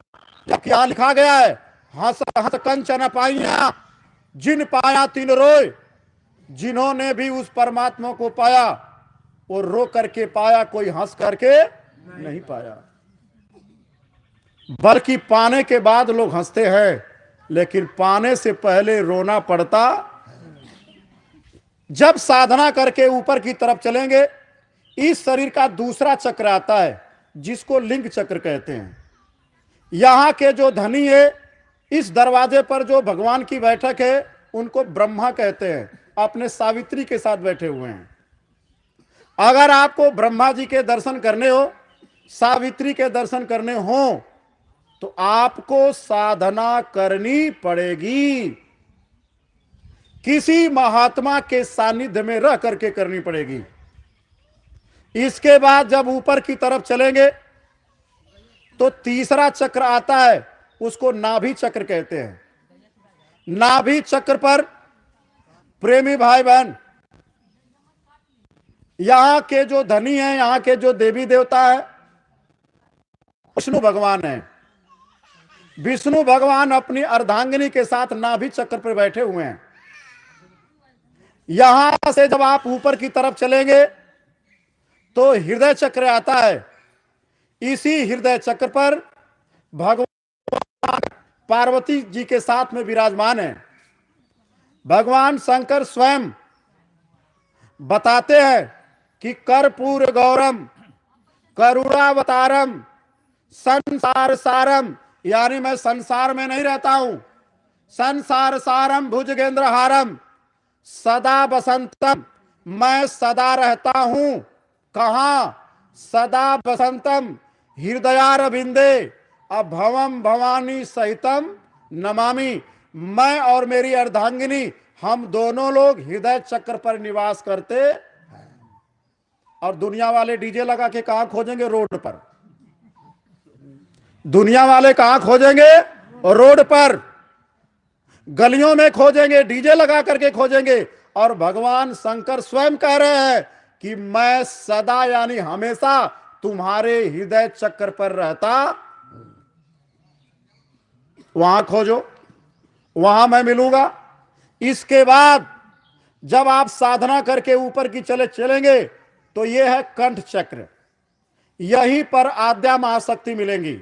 जैसे आप नवरात्र की पूजा कर रहे हैं ना, वो यहां मिलेंगी। यहां कंठ चक्र पर, यहीं पर सरस्वती जी का वास है। यहीं पर आद्या महाशक्ति दुर्गा काली भवानी का वास है। ये जितनी देवियों का नाम आप ले रहे हैं, ये सब लोग कंठ चक्र पर विराजमान हैं। जब साधना करेंगे तो आद्या महाशक्ति का इसी कंठ चक्र पे आपको दर्शन होगा। यहां से निकल करके जब ये 10वें गली में पहुंचेंगे तो यहीं पर जीवात्मा यानी सूरत बैठी हुई है, जो आप लोग हैं। इसी मनुष्य मंदिर में ये जीवात्मा 10वीं गली में छठे चक्र पर यहां बैठी हुई है। दोनों आंखों के ठीक पीछे 2 दल का कमल है। दाहिने वाले पर जीवात्मा विराजमान है और बाएं वाले पर मन विराजमान है। यहीं से जीवात्मा जगेगी और अपने निज देश निज घर वापस जाएगी। इसका भेद और रास्ता महात्मा अपने संदेश में बताते हैं। आए प्रेमी भाई बहनों, मैं आपके गांव में आपसे हाथ जोड़ने आया हूं, प्रार्थना करने आया हूं। महाराज जी ने कहा लोगों से बता देना, अगर उनको भी देवी देवताओं से मिलने की इच्छा हो रही है, उनको भी अपने निज घर निज वतन जाने की इच्छा हो रही है, तो वे लोग 17 मई से 21 मई तक मथुरा दरबार में, जहां बाबा जय गुरुदेव जी महाराज का बहुत विशाल आश्रम है, जो 10 किलोमीटर के व्यास में फैला हुआ है, वहीं पर एक नाम योग साधना मंदिर भी है। इस मंदिर में कोई फल फूल, मेवा मिष्ठान, कोई चुनरी, कोई नारियल नहीं चढ़ाया जाता। इस मंदिर में मनुष्य अपनी बुराई को चढ़ाता है। इस मंदिर में मनुष्य अपने पापों की गठरी चढ़ाता है। जो लोग इस मंदिर में अपने बुराई को चढ़ा देते हैं, अपने पाप की गठरी को उतार देते हैं, मंदिर के जागृत देवता है उनके गुनाहों को क्षमा कर देंगे, उनके पापों की गठरी को जला देंगे और आपको उस प्रभु से मिलने का रास्ता बता देंगे। जब आप इसी मनुष्य मंदिर में बैठ करके इसका अभ्यास करेंगे, अरे 12 घंटे का रात, 12 घंटे के दिन, 24 घंटे में से 22 घंटा आप दुनिया का काम करिए, मेहनत ईमानदारी से करिए, शाकाहारी रहिए, कोई नशा मत करिए। आप इस मनुष्य मंदिर में बैठ करके 1 घंटा सुबह और 1 घंटा शाम बैठ करके इस साधना को करके कुछ दिन देख लीजिए। अगर आभास न हो जाए तो मत करना है। आपको अनुभव न हो जाए तो मत करना है। आप अनुभव होगा, आपको पता चलेगा कि कोई शक्ति अंदर में बैठी हुई है। इसलिए आप लोगों से प्रार्थना किया जा रहा है। अरे कोई झूठ एक दिन बोल सकता है, कोई धोखा आपको 2 दिन दे सकता है, हमेशा नहीं दे सकता। महात्मा कभी झूठ नहीं बोलते। महात्मा सच्चे रास्ते को बताते हैं। अगर आप उसका पालन करेंगे तो वास्तव में अपने मानव जीवन को सफल बना लेंगे। इसलिए प्रेमी भाई बहन, आप सभी लोग मथुरा दरबार में 17 मई से 21 मई तक पधारिएगा। आप सभी लोग अपने गुनाहों की माफी करा लीजिएगा। वहां से भगवान से मिलने का, राम कृष्ण के दर्शन का, देवी देवताओं से मिलने का और अपनी जीवात्मा को जगा करके निज घर जाने का जो रास्ता महाराज जी देंगे, आप उसे स्वीकार कर लीजिएगा। अपने घर चले आइएगा। आपको साधु नहीं बनना है, दाढ़ी नहीं बढ़ानी है, बाल नहीं बढ़ाना है, कपड़ा नहीं रंगाना है, आपको बाल बच्चों को नहीं छोड़ना है, माँ बाप को नहीं छोड़ना है, पत्नी को नहीं छोड़ना, पति को नहीं छोड़ना, खेती दुकान दफ्तर पढ़ाई लिखाई नौकरी चाकरी बिजनेस व्यापार नहीं छोड़ना है, बल्कि मेहनत और ईमानदारी के साथ करना है। उसी में से समय बचा करके आपको इसी मनुष्य मंदिर में बैठ करके परमात्मा का सच्चा भजन करना। आप सभी पधारिएगा। प्रेमी भाई बहन, इसी के साथ, इसी निमंत्रण के साथ मैं अपने बाड़ी पर अब यहीं विराम दूंगा। हमको यहां से दूसरे जिला में आज निकल जाना है। 3 दिवसीय सत्संग भ्रमण कार्यक्रम गोरखपुर का आज समापन का दिन है। आप सभी लोग बड़े उल्लास के साथ गांव-गांव में सत्संग का आयोजन आप लोग किए। एक दिन में 2 कार्यक्रम किए गए। मेहनत करके ये जन जागरण हुआ है। आप सभी लोग बराबर अपने अपने गांव में, अपने अपने क्षेत्रों में शाकाहारी का प्रचार करते रहिएगा। लोगों को मथुरा दरबार में ले आते रहिएगा, स्वयं भी आते रहिएगा। यही से विश्व को शांति मिलेगी। प्रेमी भाई बहनों, ये केंद्र बनेगा, क्योंकि चारों तरफ अब अशांति फैल चुकी है। शांति और सुकून वहीं मिलेगा जहां शांति और सुकून के संदेश होते हैं। बाबा जी कभी हिंसा की बात नहीं करते हैं। जहां हिंसा और अपराध रहेगा वहां अशांति ही अशांति रहेगी, वहां शांति नहीं मिल सकती। इसलिए विश्व को शांति अब यहीं से मिलने जा रही है। अरे प्रेमी भाई बहन, इसलिए आप सबसे प्रार्थना है कि इस आम जनमानस को आप समझाइए। आप अपने अच्छे विचारों को बता करके लोगों के गंदे विचारों को निकालिए। धीरे धीरे जब लोग गंदे विचारों को छोड़ देंगे, अच्छे विचार आ जाएंगे, स्वतः इस दुनिया में राम राज आ जाएगा। राम राज कोई कोरे भाषण से नहीं आएगा। राम राज कोई कानून बनाने से नहीं आएगा। राम राज तब आएगा जब हम सभी लोग भगवान राम के आदर्शों पर चलेंगे, तब आएगा। इसलिए प्रेमी भाई बहन, आप सबसे प्रार्थना है कि आप सभी लोग शाकाहारी रहिएगा, सदाचारी रहिएगा। किसी नशा को ऐसे मत करिएगा जो आपकी बुद्धि को पागल कर दे। और मथुरा दरबार में आप सभी लोग अपने बाल बच्चों के साथ आते रहिएगा। अपने बाल बच्चों को ले आइएगा। बाल बच्चों में संस्कार महात्माओं के सत्संग से पढ़ेंगे। प्रेमी भाई बहनों, संस्कार एमए बीए की डिग्री से नहीं पढ़ेंगे, नहीं तो एमबीबीएस किए हुए डॉक्टर, पीएचडी किए हुए मास्टर भी शराब पी रहे हैं, मांस को खा रहे हैं। प्रेमी भाई बहनों, बड़े बड़े यूनिवर्सिटियों में बच्चे सिगरेट पी रहे हैं, बियर पी रहे हैं। वहीं से शराब और मांस से अपराध की शुरुआत हो रही है। शराब अपराध की जननी है, इसलिए शराब को कभी हाथ मत लगाइएगा। न अपने बच्चों को उससे, प्रेमी भाई बहनों, उसके समीप जाने दीजिएगा। आप लोग अपने बच्चों को शराब और कबाबों से बचा लीजिएगा। आपके बच्चे संस्कारवान हो जाएंगे। और नहीं तो बच्चे अगर गलत रास्ते पर निकल पड़े तो आपकी बुढ़ापे में कौन सेवा करेगा? जिसके लिए आपने औलाद बनाए हैं, प्रेमी भाई बहनों, पशुओं की तरह आपको उठा करके इसी गोरखपुर में वृद्धा आश्रम बना हुआ है, ले जा करके बच्चे छोड़ आएंगे और आपकी सेवा वहां कोई करेगा नहीं। इसलिए अपने अपने बच्चों को सत्संग में जरूर ले आइए। प्रेमी भाई बहनों, इसी के साथ मैं अपने वाणी पर विराम दे रहा हूं। आरती होगी, प्रसाद बटेगा। आप सभी प्रेमी भाई बहन प्रसाद